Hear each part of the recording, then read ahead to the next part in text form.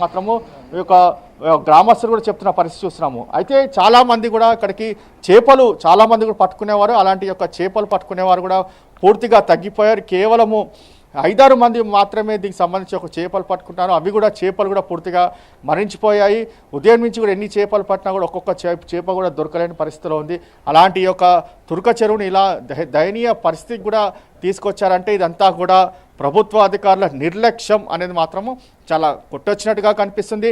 ఇప్పటికైనా అధికారులు మాత్రం ప్రధానంగా చర్యలు తీసుకోవాలి అనేది మాత్రము గ్రామస్తులు మాత్రం పెద్ద ఎత్తున డిమాండ్ వ్యక్తం చేస్తున్న పరిస్థితి కూడా చూస్తున్నాము. ఓవరాల్గా చూస్తే ఈ యొక్క చెరువుని మాత్రము అధికారులు ఎప్పుడు దీనిపైన చర్యలు తీసుకుంటారు అనేది మాత్రము వేచి చూడాల్సిన పరిస్థితి కూడా చూస్తున్నాము. ఎందుకంటే ఇంత పెద్ద చెరువుకు సంబంధించి ఒక ల్యాండ్ కోట్లాది రూపాయలు ఉంటుంది. అలాంటి ల్యాండ్ని మాత్రము అధికారులు ఎందుకు దీనిపైన ఇటు చూసి చూడనట్టు వ్యవహరిస్తున్నారంటే కంపల్సరిగా ఇందులో చీకటి ఒప్పందం జరిగింది అనేది మాత్రం ప్రధానంగా ఆరోపిస్తున్నారు. ఎందుకంటే ఇంత పెద్ద కోట్లాది రూపాయలకు సంబంధించిన ల్యాండ్ ఇలా కబ్జా చేయాలంటే కూడా ప్రధానంగా ఇక అధికారుల హస్తం ఉంటేనే ఈ యొక్క యథేచ్ఛగా ఈ యొక్క భవనాలు నిర్మించుకోవచ్చు.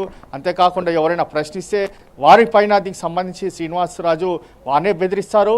తిరిగి వారిపైన కేసు పెడతామంటూ కూడా దీనికి సంబంధించి వారిపైన హుకుం జారీ చేస్తారు. అంటే వారికి ఎంత అండదండలు ఉంటే దీనికి సంబంధించి ఇలా బెదిరింపులకు కూడా పాల్పడతారు అనేది మాత్రము మనం ఇట్టే అర్థం చేసుకోవచ్చు.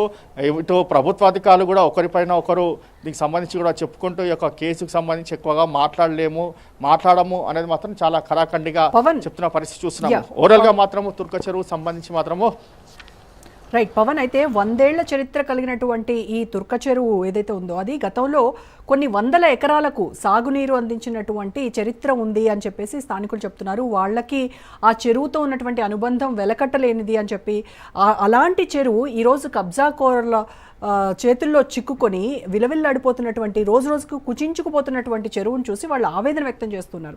అయితే అధికారులు రాజకీయ ఒత్తిళ్లకు తలొగ్గి రాజకీయ నాయకుల నుంచి వస్తున్నటువంటి వాళ్ళు డబ్బు పరంగా కావచ్చు లేకపోతే బెదిరింపు కావచ్చు ఏదో ఒక మొత్తానికి ఈ రెండిట్లో ఏదో ఒక దానికి తలొగ్గి వాళ్ళు ఈ వైపు కన్నెత్తి కూడా చూడకుండా ఉన్నటువంటి పరిస్థితి. సో మరి ఎవరైతే ఈ బడా రాజకీయ నాయకుడు అని చెప్పుకున్నటువంటి శ్రీనివాసరాజు ఎవరున్నారో రాజకీయ అండదండలు ఉన్నటువంటి వ్యక్తి అని చెప్తున్నారో మరి అసలు ఆయన వెనక ఎవరున్నారు అనేటువంటిది వెలుగులోకి వస్తుందంటారా?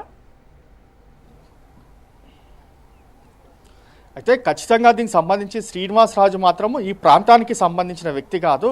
అయినా కూడా రాజకీయ పలుకుబడితో తమ గ్రామానికి వచ్చారు. తమ గ్రామానికి సంబంధించిన చెరువు స్థలంలో పూర్తిగా అక్రమ కట్టడాలు కట్టారు. అయితే ఇతనికి రాజకీయ అండదండ ఉండడం నేపథ్యంలోనే దీనికి సంబంధించి కూడా పూర్తిగా ఈ యొక్క నిర్మాణాలు చేపట్టారని చెప్పి కూడా మనకు ఈ యొక్క గ్రామస్తులు కూడా చెప్తున్న పరిస్థితి కూడా చూస్తున్నాము. అందుకే ఈ యొక్క రాజకీయ పలుకుబడి ఉండడం వల్లనే ఎవరినైనా బెదిరించే శక్తి ఉంది అతనికి. ఎవరిపైన కేసులు పెట్టామని కూడా బెదిరింపులకు అంతే కూడా పాల్పడతాడు అనేది మాత్రం ప్రధానంగా చెప్తున్న పరిస్థితి చూస్తున్నాము. కాబట్టి ఇప్పటికైనా అధికారులు ఈ యొక్క శ్రీనివాసరాజు బెదిరింపులకు భయపడకుండా అతను ఇచ్చిన లంచాలను సంబంధించి తీసుకోకుండా డేరుగా వచ్చి గ్రామస్తులకు సపోర్ట్ చేస్తే గ్రామస్తులే స్వయంగా దగ్గరుండి అధికారులకు ప్రొటెక్షన్ ఇస్తామని కూడా చెప్తున్న పరిస్థితి కనిపిస్తుంది. ఎందుకంటే ఆ శ్రీనివాసరాజుకు మీరు భయపడకండి, అతను ఇక్కడ గ్రామస్తులు కాదు, తాము ఇక్కడ పుట్టి పెరిగిన గ్రామస్తులము, తాము అధికారులకు సపోర్ట్ చేస్తాము, మీ వెంట మేము ఉంటాము, మీరు కూల్చివేయండి అనేది మాత్రం గ్రామస్తులు కూడా ఇక్కడ నుంచి చెప్తున్న పరిస్థితి కూడా చూస్తున్నాము. ఇంత పెద్ద చెరువు గతంలో కూడా ఇక్కడ పంట పొలాలు పండించుకునేవారు. ఆ యొక్క అదే పంట పొలాలకు సంబంధించి కూరగాయలు వాళ్ళే తినేవారు. అంతేకాకుండా ఇక్కడ నీళ్ళని కూడా తాగేవారు. వాళ్ళు తుర్క చెరువు సంబంధించి చాలా ప్రసిద్ధిగాంచిన చెరువుగా చెప్పుకుంటున్నారు ఈ యొక్క గ్రామస్తులు. దానికి సంబంధించి కూడా మనతో దీనికి మాట్లాడదాం. అసలు గతంలో యొక్క చెరువు నీటికి సంబంధించి కూడా మీరు తాగేవారు. అంతేకాకుండా ఇక్కడ పంట పొలాలు చెరువుకు సంబంధించి, కానీ ఇప్పుడు పంట పొలాలు కూడా ఎక్కడ కనిపించడం ఎందుకంటారు ఇదంతా? ఈ రియల్ ఎస్టేట్ ఎప్పుడైతే పెరిగిందో ఈ చెరువు కింద ఉన్న దాదాపు 200-300 ఎకరాల భూమి పలు రకాల పంటలు వేసి రైతులు జీవించేవారు. క్రమక్రమంగా ఇల్లు కట్టుకోవడం, భూములన్నీ అమ్ముకోవడం వల్ల చెరువు కింద భూములన్నీ పోయినాయి. తద్వారా ఈ చెరువు ఇలాగే ఉన్నటువంటి చెరువును కొంతమంది కబ్జాకోరులు క్రమక్రమంగా కొంతమంది ఇక్కడ ఉన్నటువంటి ఉమ్మడి గ్రామ పంచాయతీగా ఉన్నప్పుడే ఈ చెరువు కబ్జా గురి కావడం జరిగింది.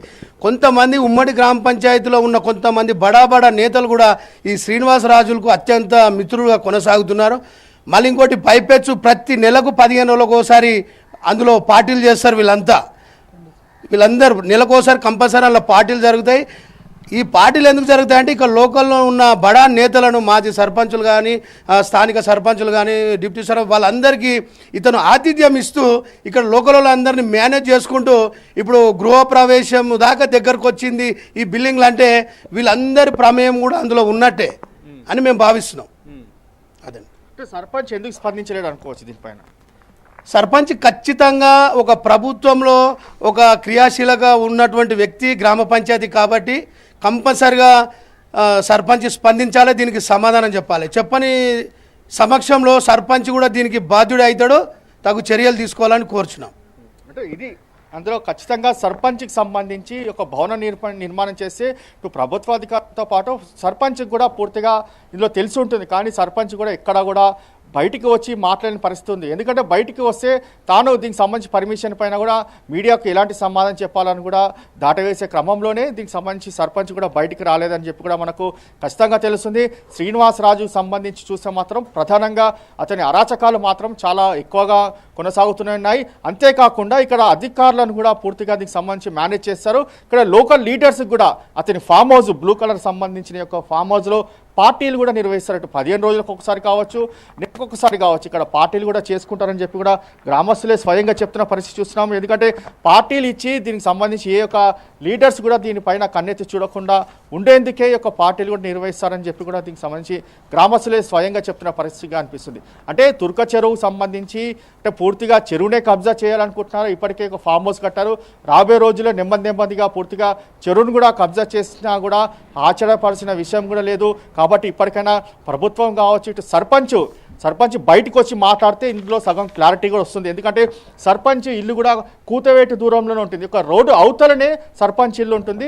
దీనికి సంబంధించి రోడ్డు యువతల చెరువు ఉంటుంది. ఆ సర్పంచ్కి రోడ్డు యువతల ఏం జరుగుతుందో తెలియదా? మనకు ఖచ్చితంగా తెలిసే ఉంటుంది అనేది మాత్రం ప్రధానంగా ఇక్కడ స్థానికులు చెప్తున్నారు. ఒకవేళ సర్పంచ్ తెలిసి ఉంటే మాత్రము సర్పంచ్ కూడా బాధ్యుడవుతారు. సర్పంచ్ పైన కూడా